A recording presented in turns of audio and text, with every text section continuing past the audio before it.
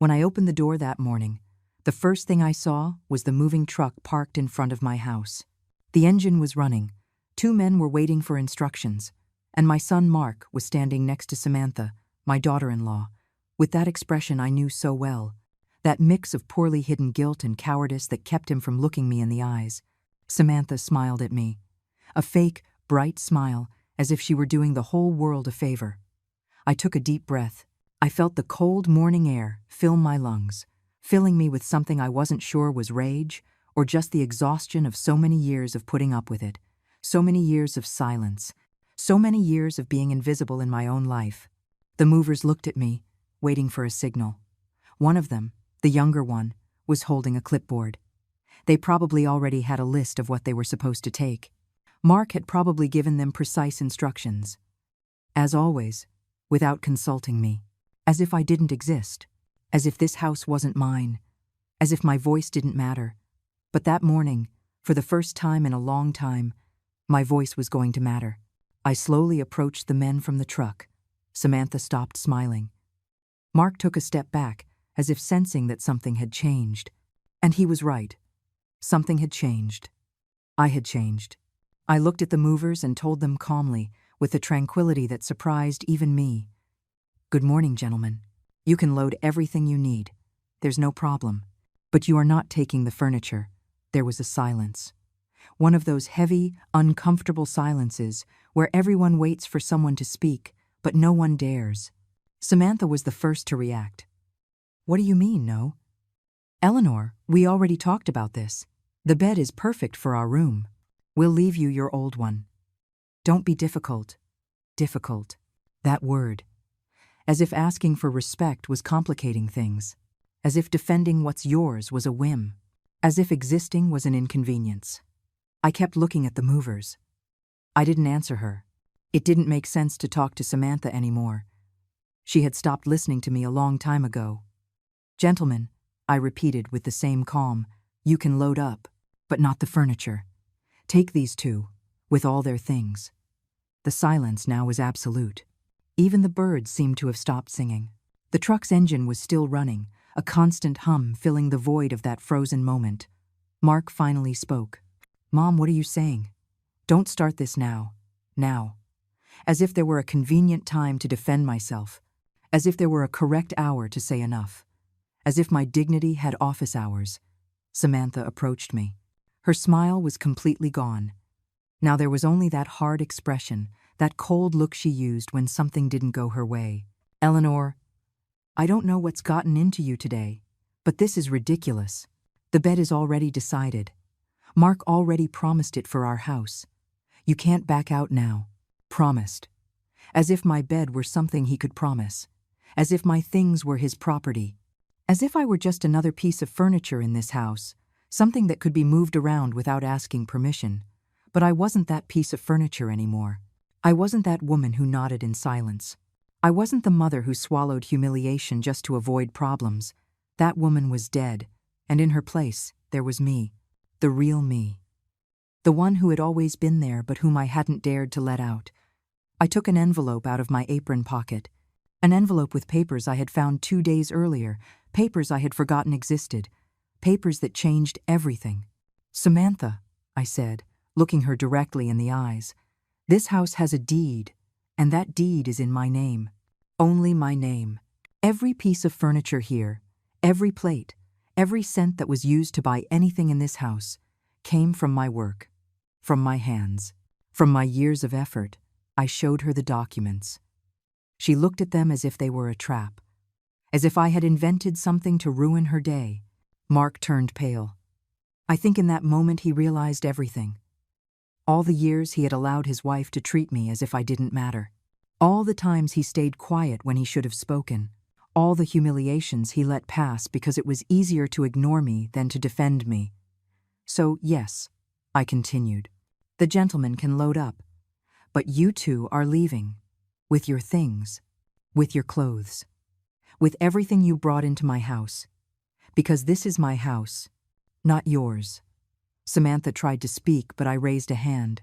I wasn't going to let her interrupt me. Not this time. This time, they were going to hear me out. "You're going to pay dearly for this, Eleanor." "I'm not." But she couldn't finish the sentence. Because in that instant, the movers were already entering the house. Not to take my bed, to take Mark and Samantha's suitcases, to take out their boxes, their clothes, everything they had brought when they came to live with me 3 years ago. 3 years that felt like 30. 3 years of being treated like a shadow in my own life. Samantha screamed something. I don't remember what. Her screams blended with the noise of the truck, with the sound of boxes being dragged across the hardwood floor, with the echo of my own heartbeat in my ears. I was trembling, not from fear, from something different, something that felt like freedom. Mark stood frozen in the middle of the yard, watching them take his things out. He didn't say anything else.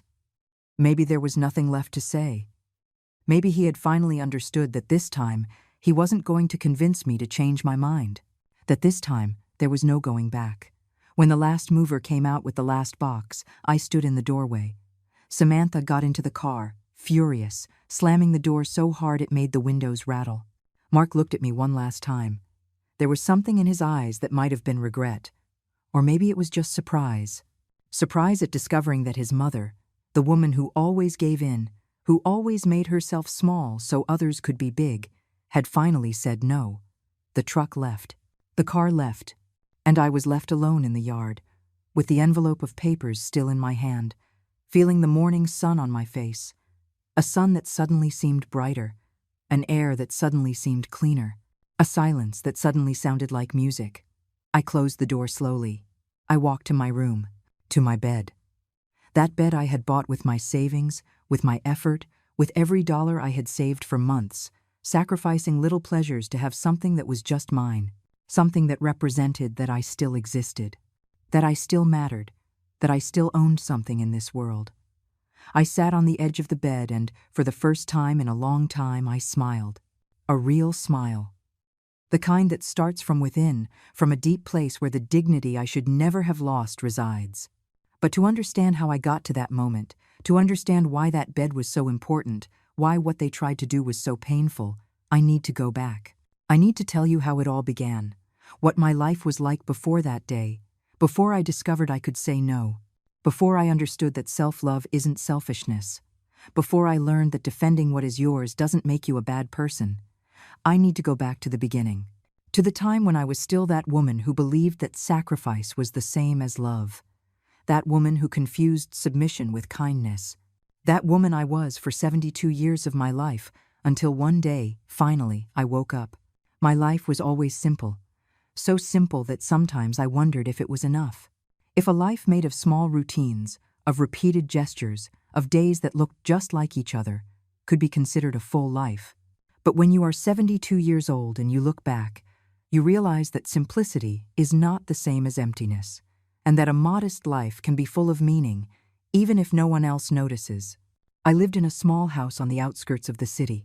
A house I bought 30 years ago when I was still cleaning office buildings at night. A house with 2 bedrooms, 1 bathroom, a kitchen that always smelled of freshly brewed coffee and toast. The walls needed paint. The floors creaked when you walked down the hall. But it was mine. Or so I thought. I got up every morning at 6. Even after retiring, my body kept waking up at that hour, as if the years of waking up early were etched into my bones. I'd make coffee, sit by the kitchen window, and watch the garden as the sun began to rise. Those were my favorite minutes of the day, the only minutes when everything was still, when no one needed anything from me, when I could just exist without having to justify my existence. Then came the rest. Washing the clothes, cleaning the house, making breakfast for Mark and Samantha, who had been living with me for 3 years. 3 years that felt like 30. 3 years in which my house stopped being my refuge and became a hotel where I was the only employee. Mark is my only son. I raised him alone after his father left us when he was just 5 years old. I worked as hard as I could to give him an education, clean clothes, food on the table. It was never much, but it was always enough. Or so I thought. Maybe I was wrong. Maybe by giving him everything without expecting anything in return, I taught him that I deserved nothing. That my role in life was to serve and be quiet. When Mark married Samantha, I was happy. I thought I'd finally have company. that the house would stop feeling so empty, that maybe we could be a real family, not just two people sharing a roof out of obligation. At first, everything seemed fine. Samantha was nice. She helped me with the food, chatted with me in the afternoons, asked me how my day had been, but little by little, that kindness dissolved like wet paper. It started with small comments, observations that seemed innocent but carried hidden venom.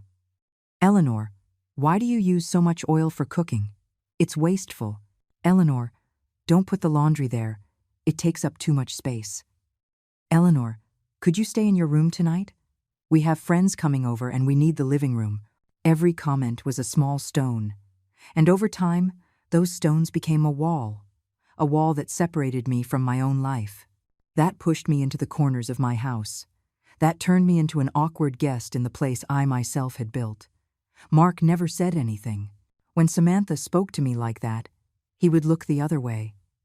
He'd get on his phone. He'd go outside to smoke in the yard. He'd do anything but defend me. And his silence hurt more than her words.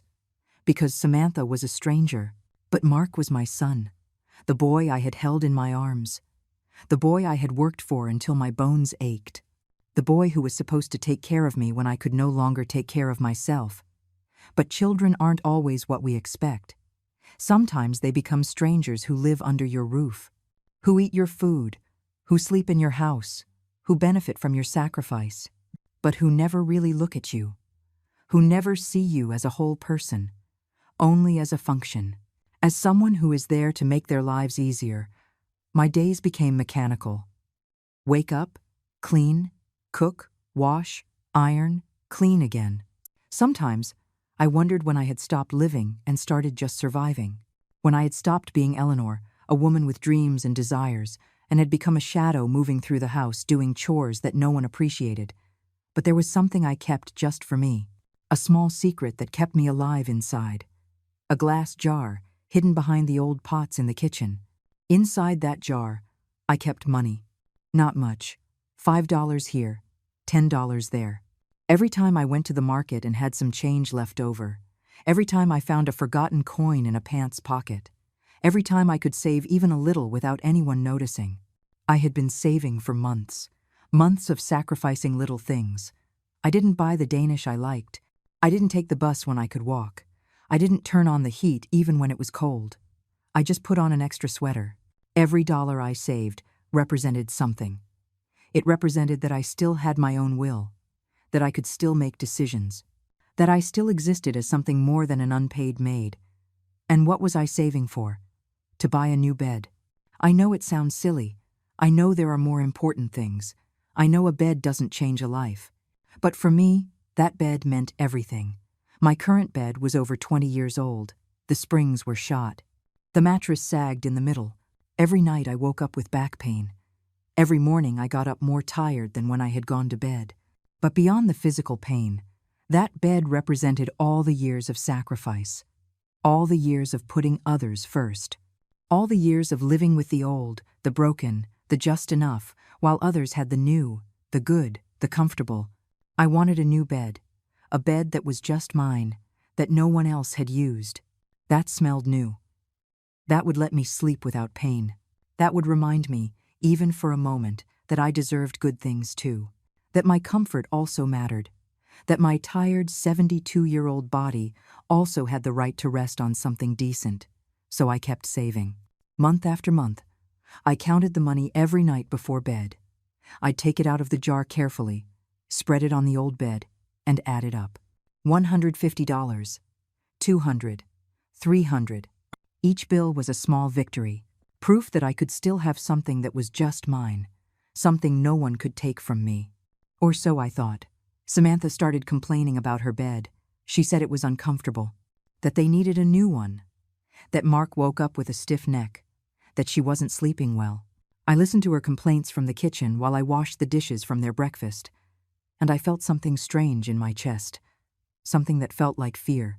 "Mark, we have to buy a new bed," Samantha would say almost every night. "Yes, honey, but we don't have the money for that right now," he would reply. And I would breathe a sigh of relief, because I knew that if they bought a new bed, I would never be able to buy mine. The money I was saving was so little, it was barely enough for a simple bed. If they used their money first, I would have to wait who knows how much longer. And my back couldn't wait anymore. My body couldn't wait anymore. My dignity couldn't wait anymore. But Samantha didn't stop insisting. And I knew that eventually Mark would give in. Because Mark always gave in to her. He never told her no. He never set limits. He never made her wait for anything. So I made a decision. A decision that seemed brave at the time, but now I know was just the bare minimum I should have done for myself. I decided to buy my bed before they bought theirs. I decided, for the first time in a long time, to put myself first. I counted the money one last time. $450. It was enough, just enough for a simple but new bed. A bed that would be mine, only mine. The next day, while Mark and Samantha were at work, I left the house. I walked to the furniture store downtown, a small store that sold basic but good quality things. I went in with my jar of money in my purse, feeling the weight of those bills against my side, the weight of months of sacrifice, the weight of years of waiting.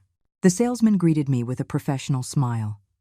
He was a young man, about 30, with slicked back hair and a crisp white shirt.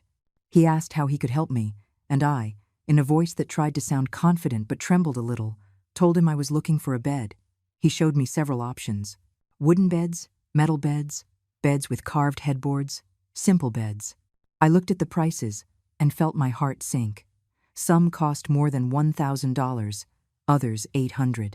I had $450, and every time I saw a higher price, I felt my dreams slipping away. But then the salesman showed me a simple bed, light-colored wood, no elaborate decorations, but firm and new. The mattress was orthopedic, perfect for my back. The price was exactly $430. This one is very popular with our older customers, the salesman said. The mattress has good support and the frame is solid. It will last you many years.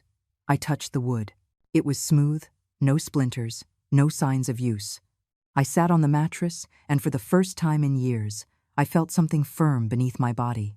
Something that didn't sag, something that promised real rest. "I'll take it," I said, before I could change my mind. The salesman smiled wider. He explained that they could deliver it in 3 days, that they would come assemble it at my house, that it was all included in the price. I took my jar out of my purse and counted the bills onto the counter. $430 exactly. I had $20 left over. $20 that I put back in the jar, like a small treasure, proof that I had done something for myself. When I left the store with my receipt in hand, I felt different, lighter, as if I had left something heavy behind in that place. I walked back home, feeling the sun on my face, thinking that maybe, just maybe, things could change, that maybe I could start living for myself, that maybe it wasn't too late to reclaim some of what I had lost all these years. But when I got home, Mark was already there. It was early. He usually didn't get back until 6 in the evening. But that day, he had arrived sooner. He was sitting in the living room with Samantha. They both looked at me when I came in. "Mom, where were you?" Mark asked. There was something in his tone. Something that wasn't genuine concern. It was more like annoyance. As if I had committed some offense by leaving the house without telling them. "I went out to do some shopping," I replied, putting my purse away. Samantha got up from the sofa. She approached me with that smile I knew so well. That smile that didn't reach her eyes. "What did you buy, Eleanor?" "Something for the house?" "I bought something for myself," I said, feeling my voice come out firmer than I expected.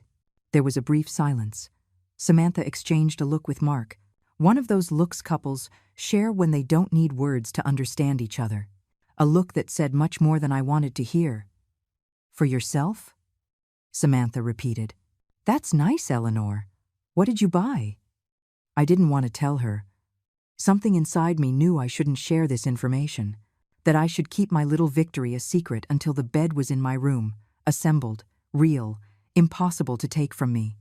But I also knew they would find out eventually, and I was tired of hiding things, tired of living as if every decision I made needed approval. "I bought a new bed," I said, looking her directly in the eyes. The silence that followed was different, longer, denser. Samantha stopped smiling. Mark shifted uncomfortably on the sofa. "A bed?" Samantha asked slowly. "You bought a new bed?" "Yes. It arrives in 3 days." Samantha turned and looked at Mark. He avoided her gaze. He got up and walked to the kitchen, muttering something about getting water. He left her alone with me. Like always, every time there was a conflict, Mark simply disappeared. "Eleanor," Samantha said in a controlled voice, "we need a new bed too. We've been saying it for months. Our bed is terrible. Mark wakes up in pain every day." "I know," I replied, "but I needed a bed too. Mine is over 20 years old, but we're younger. We work. We need to rest well to be able to keep working. You're retired. You can rest whenever you want during the day." Every word was a blow, not because of its volume. Samantha never yelled. She was too smart for that. She knew verbal violence worked better when disguised as logic, when presented as something reasonable, as something any sensible person would understand. "I need to rest too," I said, feeling my voice start to break. "I'm 72 years old. My back hurts every single night." Samantha sighed. One of those long sighs people use when they want to make you feel like you're being difficult, that you're complicating something that should be simple. "I'm not saying you don't need a bed, Eleanor. I'm just saying maybe you could have waited a little longer. We were going to buy one soon. And when was I going to buy mine?" "No," I answered, because there was no answer. Or rather, the answer was clear, but neither of us wanted to say it out loud. I was never going to buy my bed if I waited for them to buy theirs first. Because after they had what they needed, there would always be something else. There would always be another priority. There would always be another reason for me to wait.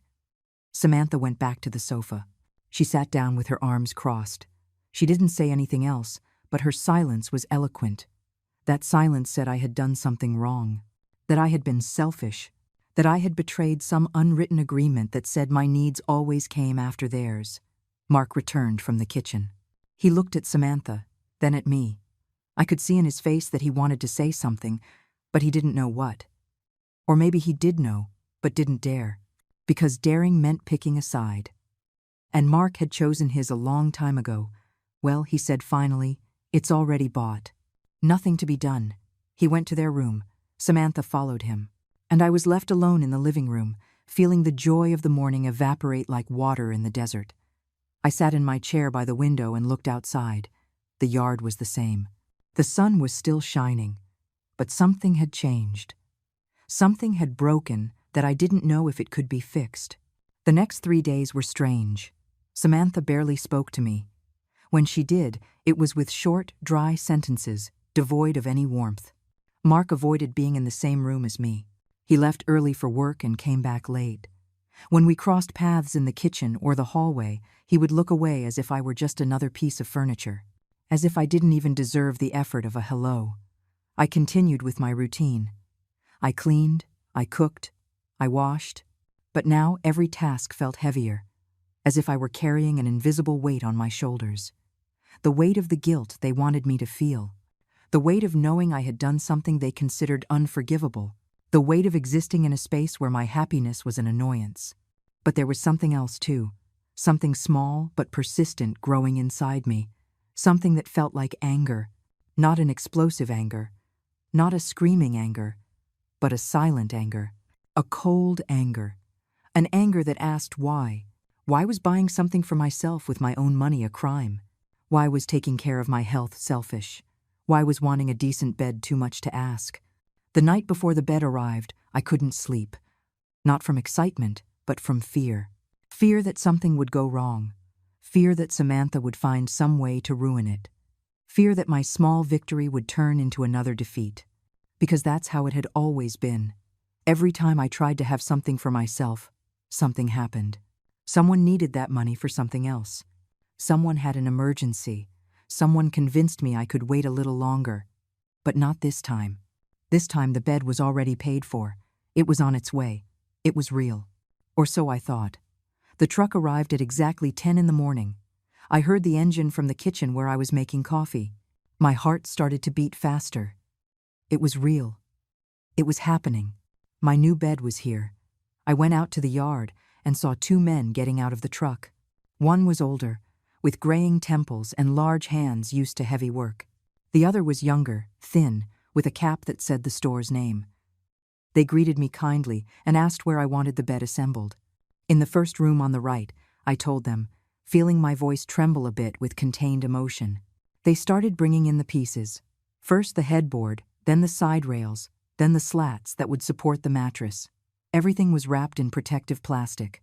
Everything smelled new, of fresh wood, of possibility. I stood in the doorway watching them work. I couldn't stop smiling. A small, timid smile, as if I wasn't used to feeling joy and my face had forgotten how. The men were efficient. In less than an hour, they had the frame assembled. Then they brought in the mattress. It was bigger than I remembered from the store, firmer, more real. They placed it on the base with care and removed the protective plastic. The mattress was ivory-colored, clean, immaculate. No one had ever slept on it. It was completely mine. "Do you want us to take the old bed?" the older man asked. I looked at my old bed, the worn-out springs that had tortured my back for years, the sagging mattress that made me wake up in pain every morning, the yellowish stains that no amount of washing could remove. 20 years of that bed. 20 years of settling for less than I deserved. "Yes, please," I replied. "Take it away." While they disassembled the old bed and carried it out of my room, I just stared at the new one. I touched the mattress with my fingertips. It was soft but firm. It promised support. It promised rest. It promised nights without pain. I sat on the edge and felt my body settle differently. I didn't sink in. There were no springs digging into my back. There was only decent comfort. The men finished taking out the old bed. They gave me some papers to sign. I thanked them, and they left. When I closed the door and was alone in the house, I walked slowly back to my room. I stood in the doorway and just looked. My new bed, my small act of rebellion, my reminder that I still existed as something more than an unpaid servant. I lay down on it without taking off my shoes, just to feel it. I closed my eyes, and for the first time in a long time, I took a deep breath without feeling the weight of guilt on my chest. I had done something for myself. Something small but significant. Something that said my comfort mattered. That my tired body deserved rest. That I, too, had a right to new and nice things. That night, I made my bed with clean sheets. White sheets I had saved for a special occasion and could never find the right occasion to use. But tonight was the occasion. Tonight deserved special sheets. It deserved to break in my new bed properly. Mark and Samantha came home late from work. I heard their voices in the living room, but I didn't go out to greet them. I was in my room, sitting on my new bed, reading an old magazine I had found in a drawer. It wasn't that I was hiding. It was that, for the first time, I didn't feel the need to be available to them every second. I didn't feel like I had to run and ask if they needed anything, if they wanted to eat, if I could do something for them. After a while, I heard footsteps approaching down the hall. My bedroom door was ajar. Samantha appeared in the doorway. She looked at me, then looked at the bed. Her eyes lingered on the new mattress, the light wood frame, the perfectly stretched white sheets. "So, it arrived," she said, in a tone I couldn't quite decipher. "Yes, it came this morning," I replied, closing the magazine. Samantha entered my room without asking. She walked over to the bed and ran her hand over the mattress. She pressed it with her fingers, as if testing its firmness. Then she sat on the edge. Then she lay down completely, with her shoes on, taking up the space as if it were hers. "It's comfortable," she said, looking at the ceiling. "Very comfortable. Better than ours." I felt something cold run down my spine. Something that felt like a premonition. Something that told me this wasn't going to end well. "It's orthopedic," I said, trying to keep my voice neutral. "The salesman said it's good for the back." Samantha sat up. She stayed seated on my bed, her hands resting on the mattress, looking at me with an expression I hadn't seen before. It was somewhere between calculation and determination, as if she were making a decision right then and there. "Eleanor," she said slowly, "this bed is too good for you." I ran out of air for a second. The words floated in the space between us, as solid as if they were objects I could touch. "What do you mean?" I asked, although I knew exactly what she meant. "I mean, you barely do anything all day. You sleep when you want. You don't have to get up early for work. We do. We need a bed like this. A bed that lets us rest well so we can keep working. Samantha, this is my bed. I bought it with my money. I know. But think about it. You could take our bed. It's perfectly functional. And we could use this one. We'd all be happier that way. It wasn't a question. It was a statement disguised as a suggestion. It was the beginning of what I had feared since the moment I bought the bed. It was Samantha doing what she always did, taking what she wanted, no matter who she had to step on to get it. No, I said. The word came out of my mouth before I could even think it. Firm, clear, definitive. Samantha looked at me, surprised, as if she had never heard that word come from my lips. And she was probably right. I had probably never told her no to anything. I always gave in. I always found a way to justify why what she wanted was more important than what I needed. No, she repeated. Eleanor, be reasonable. It's not fair that you have the best bed in the house when you're the one who needs it least. I am 72 years old, Samantha. My back is in constant pain. I spent 20 years sleeping in a bed that made me wake up sore every morning.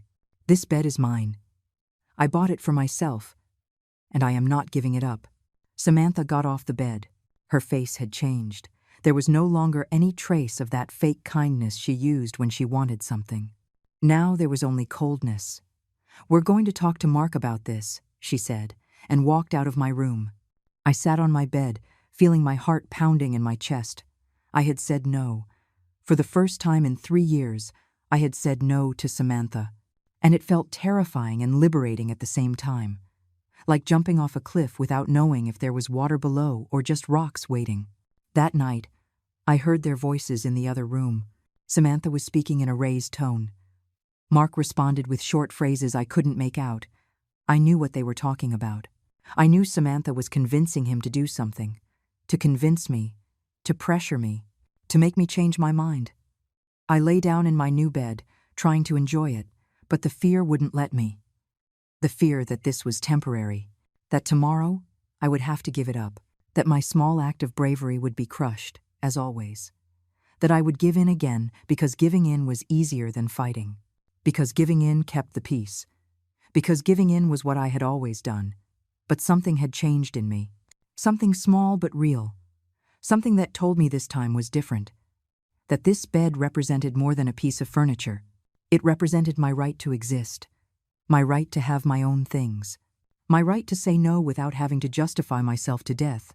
I fell asleep late that night, but when I finally did, I slept deeply, without pain, without waking up every hour, without feeling springs digging into my back.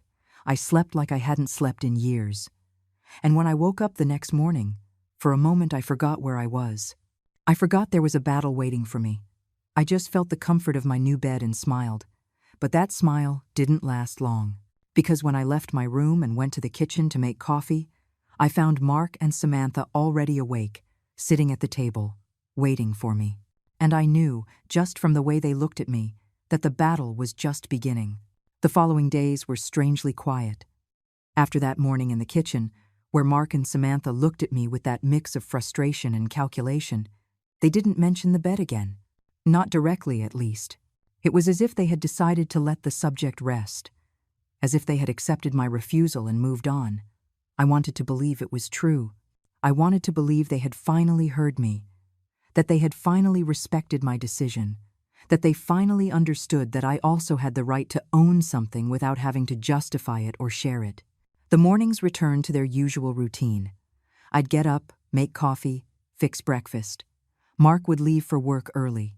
Samantha would leave half an hour later, and I'd be left alone in the house, cleaning, tidying, doing the chores no one else did but everyone expected to be done.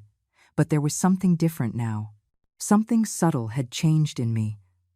When I cleaned, I no longer did it with that heavy sense of obligation weighing me down. When I cooked, I no longer felt I existed only to serve. When I did laundry, I no longer felt invisible. Because every time I passed my room and saw my new bed through the open door, I remembered that I had done something for myself, that I had chosen my well-being, that I had said no and the world hadn't ended. I slept well for the first time in years. I would lie down and my body would relax on the firm mattress. I didn't wake up in pain. I didn't spend the night tossing and turning, looking for a comfortable position that didn't exist. I just slept. And waking up without pain was like discovering a superpower I never knew I could have.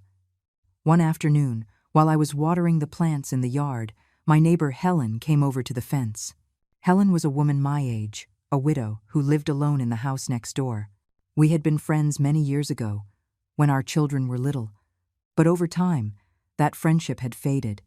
Not for any specific reason. Just because life gets small when you live for others and forget that you also need friends, conversations, and laughter that isn't about housework. "Eleanor, I've been meaning to tell you something for days," Helen said, leaning on the fence. "You look different." "Different how?" I asked, setting the watering can on the ground. "I don't know."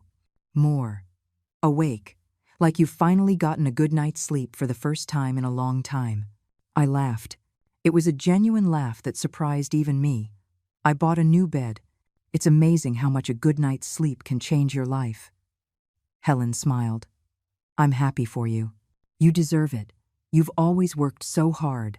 Her words touched me in an unexpected way, because it had been a long time since anyone told me I deserved something. A long time since anyone had acknowledged my effort. A long time since anyone had seen me as more than a function in the house. "Thank you, Helen," I said, feeling my eyes water a bit. "Everything all right at home?" she asked, glancing toward the windows where the closed curtains of Mark and Samantha's room were visible. I hesitated. Part of me wanted to tell her everything. I wanted to vent. I wanted to tell her how difficult these last 3 years had been, how I felt invisible, how they treated me as if my only function was to serve. But another part of me, the part used to keeping family secrets, told me not to talk. That airing my dirty laundry in public was bad manners. That families solve their problems behind closed doors. "Everything's fine," I lied. "Just the usual." Helen looked at me as if she knew it wasn't true, but she didn't press. She patted my hand and went back to her house. I stayed in the yard a while longer, thinking about that conversation, thinking about how easy it was to lie, how automatic it had become to pretend everything was fine when it clearly wasn't. The nights continued to be my refuge. I would get in my bed, and for a moment I could forget everything else. I could forget Samantha's glares when she walked past my room. I could forget the awkward silences during dinner. I could forget the tension that hung in the air like invisible but present smoke. A week after my bed arrived, I came home from grocery shopping and found Samantha in my room. She was standing next to my bed, looking at it as if she were evaluating something. When she saw me in the doorway, she didn't startle.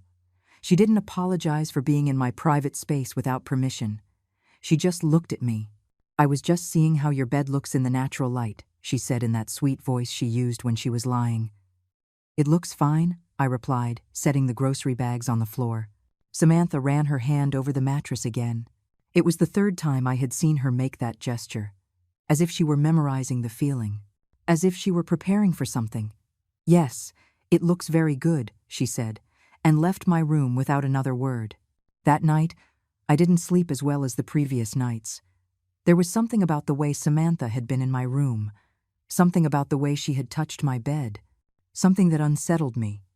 But I told myself I was being paranoid, that I was seeing problems where there were none, that Samantha had accepted the situation and I needed to stop looking for conflict. The weekend was particularly quiet. Mark and Samantha left early on Saturday and didn't come back until late at night. I spent the day doing small tasks around the house. I washed the windows. I organized the kitchen pantry. I sewed a button that had fallen off one of my blouses. Simple things that kept me busy but also gave me a sense of control over my small world. In the afternoon, I sat in the yard with a cup of tea. The sun was setting, and the sky was tinted with oranges and pinks. It was cool but not cold. It was one of those perfect moments where the world seems to pause and just let you exist without any rush. I thought about my life, about how I had gotten here, about all the decisions I had made or that had been made for me, about all the times I had given in, stayed quiet, accepted, about all the years I had lived on autopilot. as if my life were a movie I was watching but not really participating in.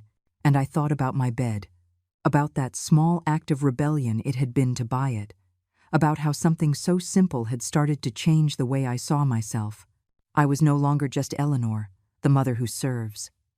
I was no longer just Eleanor, the one who cleans and stays quiet. I was also Eleanor, the one who says no. Eleanor, the one who puts herself first every once in a while. Eleanor, the one who deserves good things. Sunday dawned rainy, a soft rain that tapped against the windows with a steady rhythm. I liked the rain. I had always liked it. There was something comforting about that sound.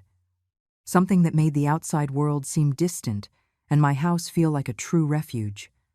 I made lunch early. I made vegetable soup and homemade bread. The smell filled the house and made me feel productive, useful, but in a different way. I was no longer useful because someone expected it of me.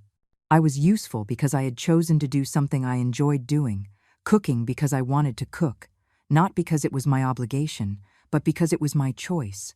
Mark and Samantha ate lunch without saying much. They ate my soup, praised the bread, and then went to their room. I heard them talking in low voices. I couldn't make out the words, but the tone was serious. They were discussing something, planning something. That night, when I got into my bed, I tried to shake off that feeling of unease. I told myself everything was fine, that the silence between us was just the new normal, that they had accepted I had boundaries, that they finally respected me. But deep down, in that part of me that had learned to read silences and glances after so many years, I knew something was brewing, something that would break this artificial calm, something that would test my newfound ability to say no. I fell asleep with the rain still falling outside. The sound was relaxing, but my dreams were restless. I dreamed my bed disappeared, that I walked into my room and in its place was the old bed with the worn-out springs, that I looked all over the house but couldn't find it, that I asked, and no one knew what I was talking about, as if it had never existed, as if it had all been just a dream within another dream. I woke up with a start in the middle of the night. My heart was pounding. I reached out and touched the mattress beneath my body. It was there. It was real. It was still mine. I took a deep breath and lay back down. But sleep didn't return easily. I lay awake, staring at the ceiling, listening to the rain, feeling that weight of anticipation that comes before something important happens. I didn't know what it was. I didn't know when it would happen. But I knew, with that quiet certainty that comes from instinct, that the calm was about to end, that the real storm was just beginning, and that this time, when it arrived, I would have to be ready not to give in, not to go back to being the woman who always said yes, to defend the little I had managed to reclaim as my own. I closed my eyes and waited for the sunrise. On Monday morning, Samantha didn't go to work. She said she felt sick, that her head hurt, that she needed to stay home. Mark left as usual, leaving her lying in their bed, and I was left alone in the house with her. This wasn't common. Usually I had the mornings to myself. They were my hours of peace before they returned in the afternoon. I made breakfast and took a cup of tea to her room. I knocked softly on the door before entering. Samantha was lying down, staring at the ceiling, with an expression that didn't look like someone who was sick. It looked more like someone who was thinking, calculating. "I brought you tea," I said, leaving the cup on the nightstand. "Thanks, Eleanor," she replied without looking at me. I left her room and went back to the kitchen. I washed the breakfast dishes, wiped the table, swept the floor. The whole time, I felt that presence in the house, that awareness that I wasn't alone, that Samantha was there, awake, moving through the rooms when I wasn't looking. Around noon, I was hanging clothes in the yard when I heard my bedroom door open. I froze, a damp sheet in my hands, listening. Footsteps. Samantha was in my room again. I dropped the sheet into the basket and walked back into the house. When I got to my room, I found her lying on my bed, not sitting on the edge like the time before, lying down completely, her head on my pillow, her eyes closed, as if she were testing what it felt to sleep there. "Samantha," I said from the doorway. "What are you doing?" She opened her eyes slowly. She looked at me without any shame, without any apology in her expression. "I wanted to see if it's really as comfortable as it seems." she said without moving. And yes, it's incredibly comfortable. Eleanor, I can't believe you're keeping this all to yourself. It's my bed, I said, feeling my voice harden. I bought it for myself. I know. You already said that. But it's a shame that the best bed in the house belongs to someone who doesn't need it as much as we do. She sat up slowly, perched on the edge of my bed, and looked at me with that expression I already knew. That expression that said she was about to ask for something, but would make it sound like the most reasonable thing in the world. Eleanor, I've been thinking a lot these past few days, she began in a soft voice, and I think we need to talk seriously about this. Mark and I really need a better bed. He's hurting his back. He goes to work in pain. It's affecting his performance. He could lose his job if this continues. Then buy a new bed, I replied. We don't have the money right now. We just paid the car insurance. And we have other debts. We can't spend $400 on a bed when you already have a perfect one that you could share with us. I am not sharing my bed, Samantha. I'm not asking you to share it. I'm asking you to be reasonable. To think about your son, about his health, about his well-being. Don't you care that Mark is suffering? There it was, the weapon they always used. Guilt, maternal responsibility. The constant reminder that a good mother always sacrifices everything for her children, that a good mother never puts her needs before her family's, that a good mother gives without expecting anything in return. I care about Mark, I said slowly. But this bed is mine. I bought it with my money. I need it for my back, and I am not giving it up. Samantha got off the bed. She walked toward me with slow, measured steps. She stopped so close I could smell her perfume. An expensive perfume I could never afford to buy. A perfume she probably bought with the money they saved by living in my house, rent-free. Eleanor, she said in a low voice, almost a whisper, I don't want this to become a problem. I don't want to fight with you, but you need to understand that Mark and I are considering moving out if things don't get better here. It was a threat, disguised as concern, but it was clearly a threat. She was telling me that if I didn't give in, if I didn't give them what they wanted, they would leave. And they would leave me alone. Because that was the worst thing that could happen to me. Right? Being left alone. Without my son. Without family. Just me in this big, empty house. But as Samantha looked at me, waiting for her threat to take effect, something strange happened inside me. Instead of feeling fear, instead of feeling the desperation she expected, I felt relief. A small but real relief. Because the idea of being alone, of having my house to myself again, of not having to walk on eggshells every day, didn't sound like a nightmare. It sounded like peace. If you need to move out, I'll understand, I said, looking her directly in the eyes. Samantha blinked. She didn't expect that answer. She expected me to beg, to burst into tears, to immediately offer to give them the bed just so they wouldn't leave. But I did none of that. I just stood there in front of her, firm, calm, holding her gaze. You can't be serious, she said after a moment of silence. I'm very serious. If living here isn't working for you, you are free to find another place. I won't hold you back. Samantha's face changed. The surprise turned into something colder, something more calculated. She turned and walked out of my room without another word. I heard her bedroom door slam shut. Then I heard her voice on the phone. She was calling Mark. She was telling him what happened. She was planning her next move. I sat on my bed, feeling my hands tremble.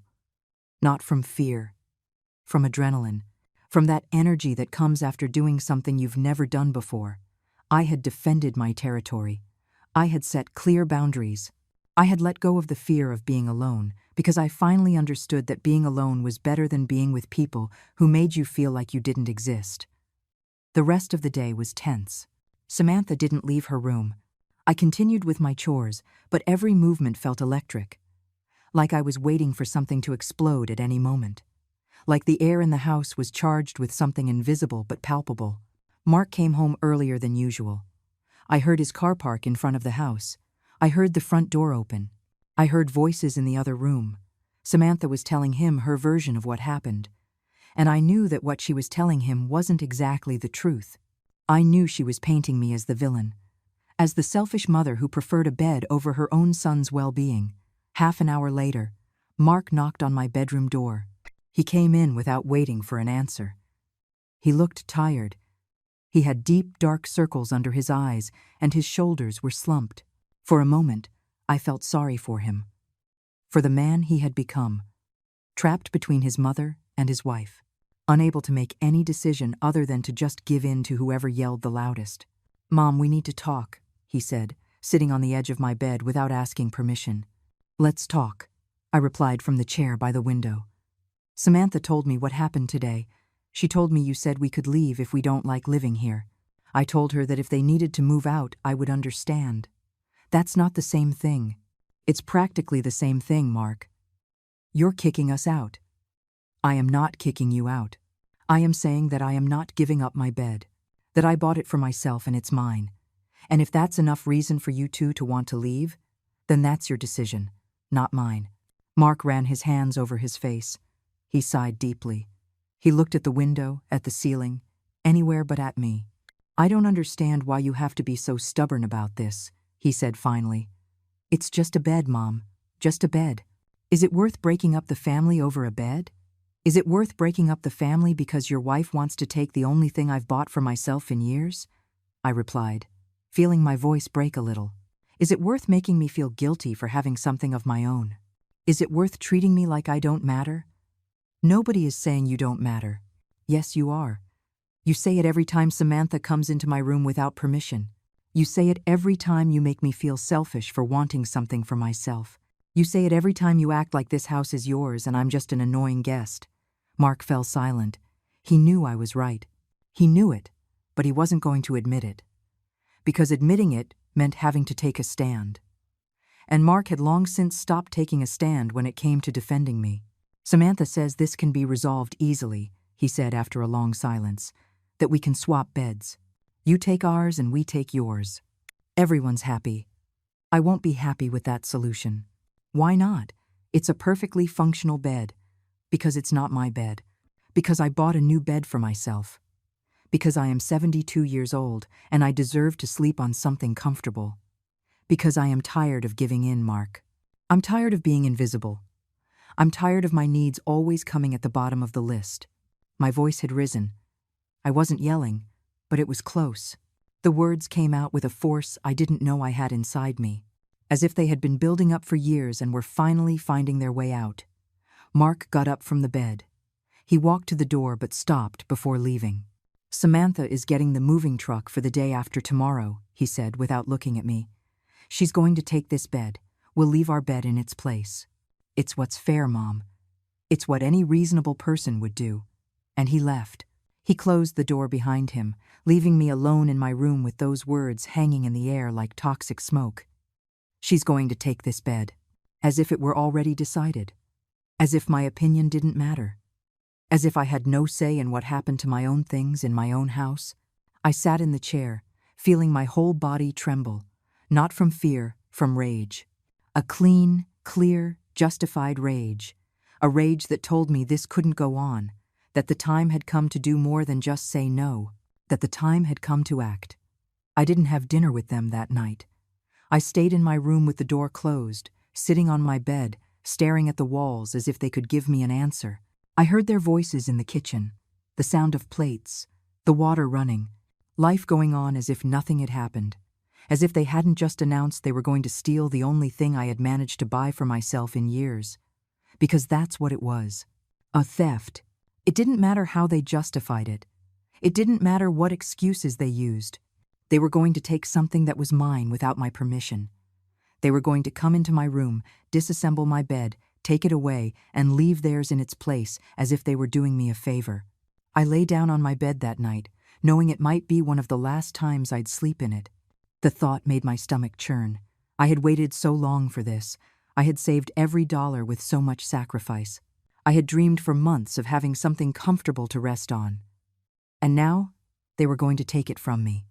Simply because they wanted to. Because they decided to. Because I didn't have the right to say no in my own house. But as I lay in the darkness, staring at the ceiling, feeling the firmness of the mattress under my back, something began to change inside me. The sadness transformed into something different, something more solid, something more dangerous to those who thought they could keep walking all over me. I got out of bed and turned on the light. I opened my nightstand drawer and took out an envelope I had kept there for years. An envelope with important papers. Papers I had almost forgotten existed. The deed to the house. The documents that proved this house, every brick, every window, every inch of floor, was in my name. Only my name. I had put them there when I bought the house 30 years ago. I had looked at them from time to time over the years as a reminder of what I had achieved, of how I had worked cleaning office buildings at night, saving every cent to be able to buy this place, to have something of my own, to leave something for Mark when I was gone. But now, holding those papers in my hands, I understood something I hadn't understood before. This house wasn't Mark's. Not yet. It was mine. And as long as I was alive, as long as I was here, I made the rules. Not Samantha. Not Mark. Me. I read the document slowly. Every word. Every clause. Every signature. It was all there. It was all clear. This house legally belonged to me. And so did everything inside it, including my new bed, including every piece of furniture I had bought with my work, including the right to decide who lived here and who didn't.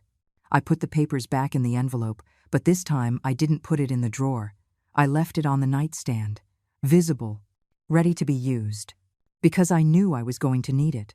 I knew the time had come to remind Mark and Samantha that this was not their house, that I was not a tenant in my own home, that I had power, I just had never used it.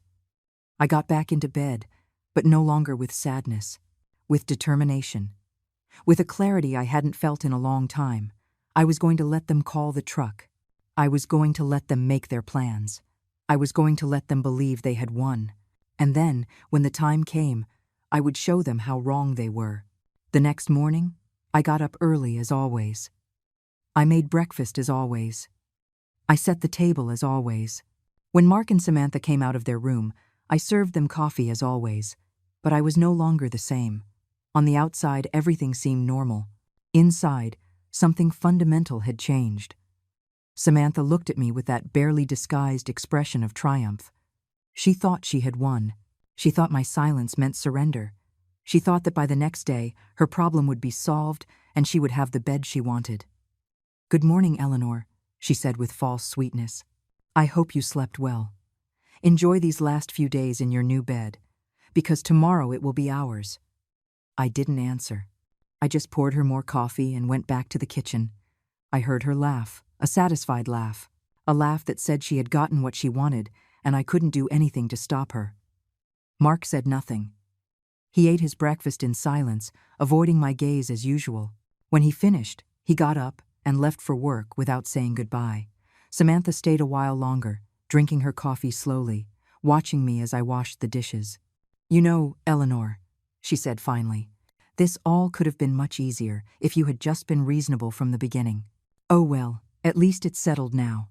The truck is coming tomorrow at 10. Mark already hired them. They're going to disassemble your bed, take it to our room, and bring ours in here. Simple." "I see," I said, without turning to look at her. "I'm glad you finally understand. This is what's best for everyone. You'll see, the bed we're leaving you isn't that bad. It's perfectly usable. Perfectly usable. As if I only deserved what was usable. As if the new, the good, the comfortable was only for them. As if my pain didn't matter. As if my effort was worthless." Samantha got up and went to the living room. I heard her turn on the television. I heard her laugh at some show. I heard her talking on the phone with a friend, telling her how she had managed to convince her mother-in-law to swap beds. How it was so easy to handle old people when you know which buttons to push. Every word was a stab. But I kept washing the dishes. I kept cleaning the kitchen. I kept acting as if nothing was wrong, because I had learned something important these past few days. I had learned that sometimes silence is more powerful than words. That sometimes waiting for the right moment is better than reacting immediately. That sometimes letting others believe they've won is the best way to prepare your real move. The rest of the day was unbearable. Every hour felt like an eternity. Samantha didn't stop making comments about the bed, about how she was going to redecorate their room now that she had a decent piece of furniture, about how Mark would finally be able to rest well, about how I should be grateful they were leaving me their old bed instead of leaving me with nothing. I nodded. I smiled when necessary. I answered in monosyllables. On the outside, I was the same old Eleanor, the one who gave in, the one who accepted, the one who didn't cause problems. But on the inside, I was counting the hours. I was preparing. I was waiting. That night, when everyone was asleep, I left my room and went to the kitchen. I needed air. I needed to think. I poured myself a glass of water and sat by the window, looking out at the dark yard. The moon weakly illuminated the plants. Everything was still. Everything was silent. I thought about my life, about all the years I had lived making myself small, about all the times I had swallowed humiliation just to keep the peace, about all the occasions I had put others first until there was nothing left of me, about how I had confused love with submission, about how I had believed that being a good mother meant disappearing as a person, but no more. Tomorrow would be different. Tomorrow I would show them that the woman they knew, the woman who always gave in, had woken up, and the woman who was awake was someone they didn't know, someone who was no longer afraid, someone who finally understood her own worth. I went back to my room and lay on my bed. I ran my hands over the mattress, memorizing the feeling, not because I was going to lose it, but because I wanted to remember this moment. The moment before the storm. The moment before I took my life back. The moment before I showed them that I had teeth, too. I just never had a reason to show them. I slept deeply that night, better than all the nights before, because I knew what was going to happen. I knew what I was going to do, and that certainty gave me a peace I hadn't felt in years. The peace of someone who has finally made a decision, of someone who has finally said enough, of someone who is finally ready to defend what is hers. I woke up before dawn. I got dressed with care. I combed my hair. I looked at myself in the mirror, and for the first time in a long time, I recognized the woman looking back at me. She wasn't the shadow I had become. It was me. The real me. The one who had always been there, but had forgotten how to come out. I made coffee. I made breakfast. I set the table as always. When Mark and Samantha got up, everything seemed normal. They ate calmly, chatting about the day, about the truck arriving at 10, about how they would organize the bed swap. I listened to them in silence. I drank my coffee slowly. I watched the kitchen clock. The hands moved slowly but surely. 9 o'clock, 9:30. Every minute brought me closer to the moment when everything would change, the moment when Eleanor, the invisible, would become Eleanor, the one who doesn't back down. Eleanor, the owner of her own life. Eleanor, the one who finally says no and means it, no matter the consequences. At 9:45, Samantha fixed her hair in the hallway mirror. She was excited. You could see it in every movement. She was finally getting what she wanted. She had finally broken the stubborn old woman who had dared to say no. Mark was checking his phone, waiting for the call from the truck, waiting for confirmation that they were on their way, waiting for the moment they could execute their plan without me being able to do anything to stop them. But what neither of them knew was that I was waiting too, and that my plan was very different from theirs, and that in less than 15 minutes, everything they thought they knew about me was going to change forever. At 10 o'clock sharp, I heard the truck's engine, the same sound I had heard when they brought my new bed just 2 weeks ago. But this time, it was different. This time, they were coming to take it away, or so they thought. Samantha peeked through the living room window. "They're here," she said with that smile I knew so well, that smile of victory, that smile that said she had won. Mark got up from the sofa and walked toward the door. But I was faster. I stood in front of the door before he could, blocking his path. Mark looked at me, confused. "Mom, move aside. We have to let them in." "No," I said, my voice calm but firm. Samantha approached from the window. "Eleanor, don't start this again. We already talked. It's already decided." "Yes, it's decided," I replied, "but not the way you think." I opened the door. The movers from the truck were standing in front of the house, the same men who had brought my bed. The older one recognized me and gave me a nod. "Good morning, ma'am," he said. "We're here for a move. Is this the place?" "Yes, this is it," I replied. "But there's been a change of plans." Samantha tried to interrupt, but I held up a hand. For the first time in 3 years, I was the one silencing someone. And it worked. Samantha stood there with her mouth open, the words stuck in her throat. I turned to the movers, ignoring the glares from Mark and Samantha. "Gentlemen, you can load everything you need. There's no problem with that." The older man took out his clipboard. "Perfect. We have noted that we're moving a bed from one room to another. Which room is it?" "There's a mistake in your notes," I said calmly. "You won't be moving any beds." "What do you mean, no?" Samantha shouted from behind. "Mark, say something. Tell them we're paying for this service." But I kept talking to the movers as if Samantha didn't exist, as if her screams were just meaningless background noise. "What you are going to load are the belongings of these 2 people," I said, pointing to Mark and Samantha. "All their clothes, their boxes, their personal items, everything that belongs to them. Because they are moving out of this house today." The silence that followed was absolute. Even the truck's engine seemed to go quiet for a moment. The movers looked at me, confused. Mark was frozen, and Samantha, for the first time since I'd known her, was speechless. I took the envelope with the house deed from my apron pocket. I opened it slowly, with deliberate movements, savoring every second of the shocked expressions on their faces. "This house," I said, showing them the documents, "is in my name. Only my name. Every piece of furniture here, every plate, everything you see, was bought with my money, with my work, with my years of effort." I showed the papers to the movers. They looked at them, nodded, and the older man handed the envelope back to me respectfully.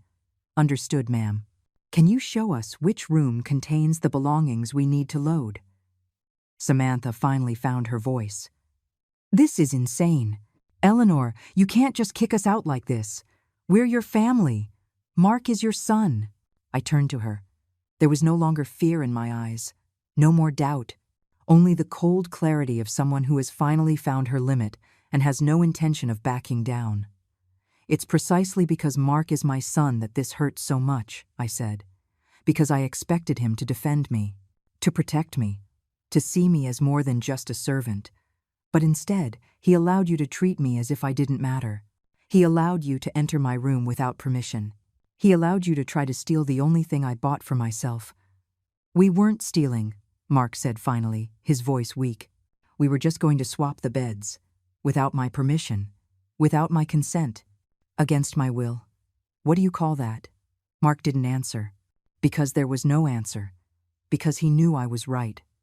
Because deep down, even if he didn't want to admit it, he knew this had gone too far. Samantha tried another angle. "You're going to pay dearly for this, Eleanor." "I'm not." But she couldn't finish the sentence. Because in that instant, the movers were already entering the house. Not to take my bed. To take their things.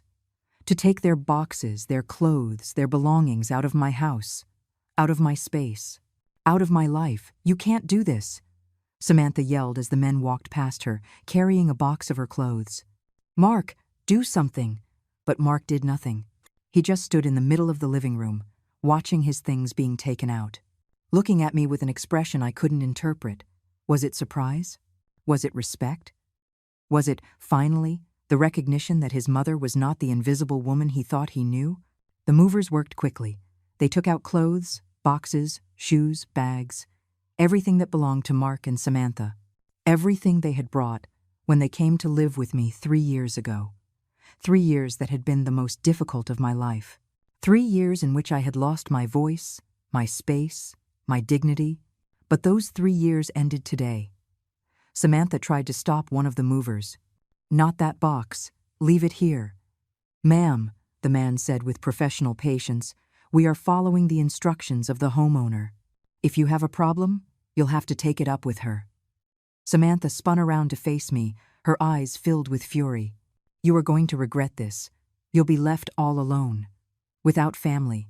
Without anyone. Is that what you want?" "I want peace," I replied.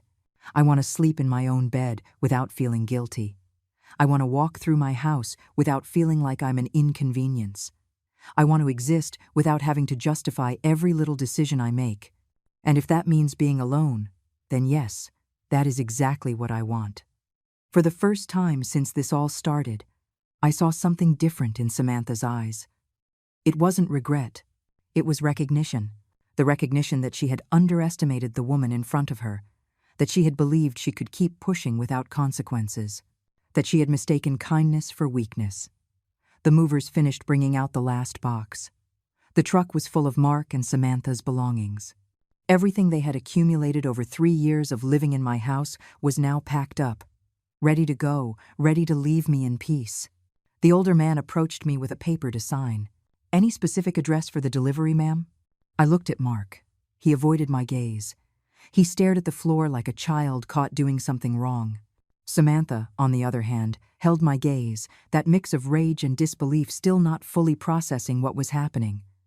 "They will tell you where to take their things," I said, signing the paper. "It's not my problem anymore." Samantha took a step toward me. "This isn't over. We'll be back. Mark has rights to this house." "No," I said, my voice firm. "He doesn't. This house is mine. The deed proves it. And as long as I am alive, I decide who lives here and who doesn't. You're his mother. Someday, this house will be his anyway. Maybe, but that day is not today. And until that day comes, I make the rules. And my rule is simple. In my house, I am respected. And you two stopped respecting me a long time ago." Mark finally spoke. His voice came out broken, small. "Mom, it doesn't have to be this way. We can talk. We can fix this." I walked closer to him. My son, the child I had held in my arms, the child I had worked for until my bones ached, the man who had become someone I no longer recognized. "Mark," I said softly, "we had 3 years to talk. 3 years where I tried to tell you how I felt. 3 years where I stayed quiet because I didn't want to cause problems.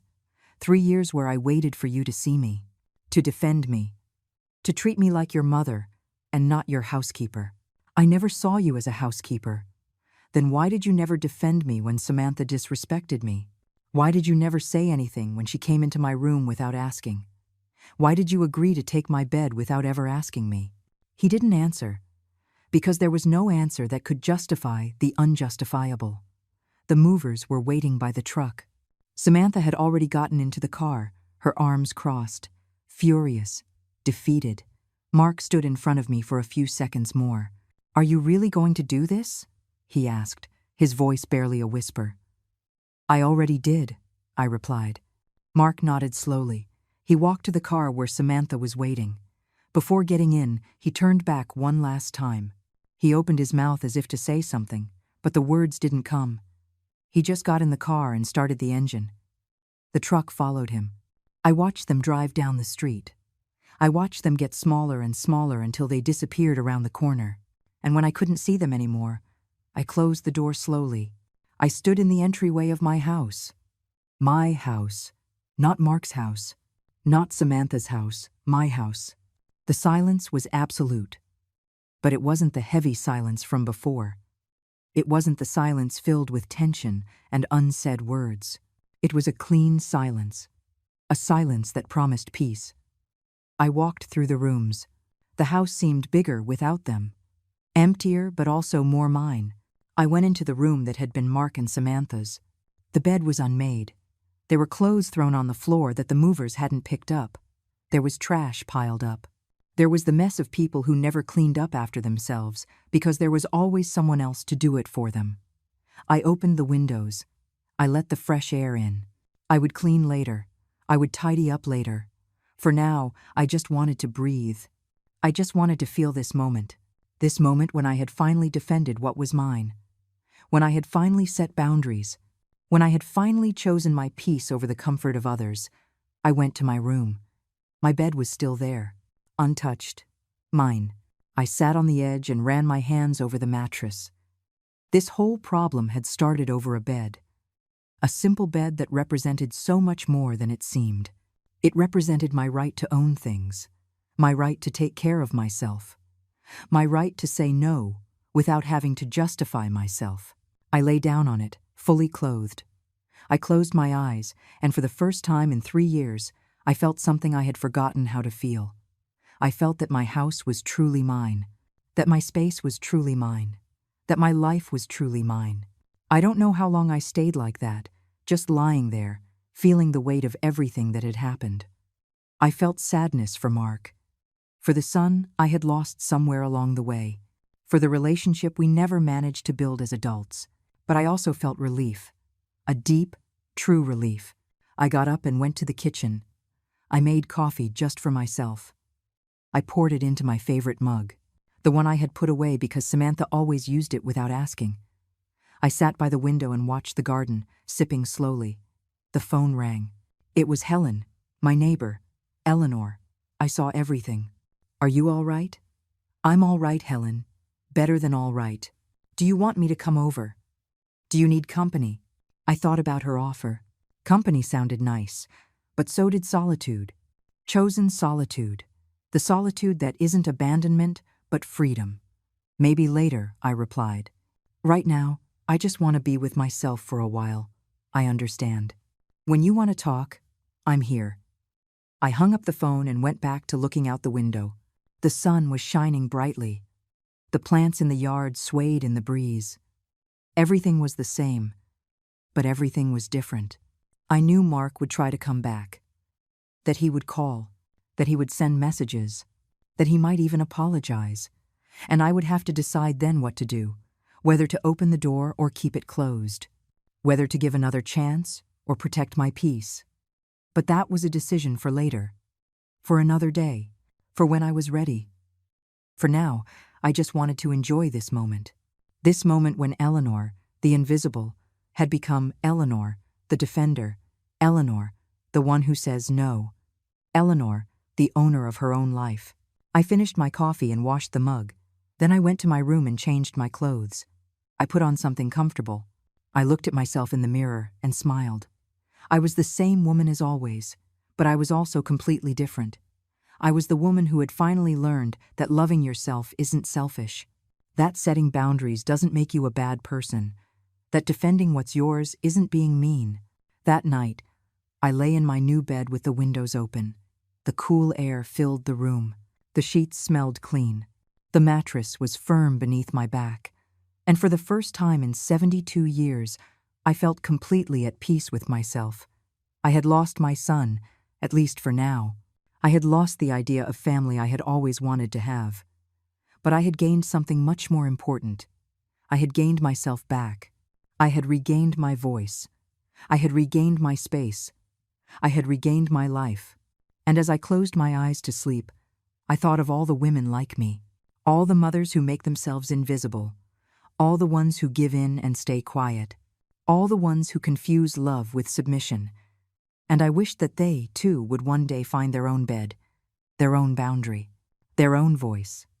Because we all deserve to sleep in peace. We all deserve to have our own things. We all deserve to be seen, respected, and valued. And I, finally, after so many years, had learned that lesson. I closed my eyes and fell into a deep sleep, without pain, without fear, without guilt, only peace.